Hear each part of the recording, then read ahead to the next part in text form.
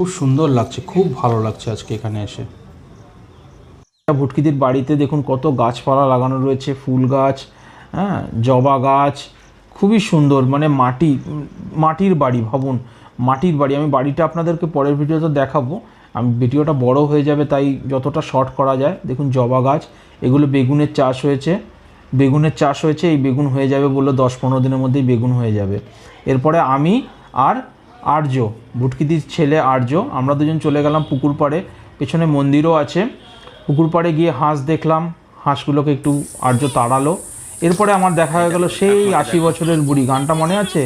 কে বলে ঠাকমা তোমার বয়স পেরিয়ে গেছে 80, সেই ঠাকমার সঙ্গে দেখা। খুব সুন্দর, খুবই সুন্দর।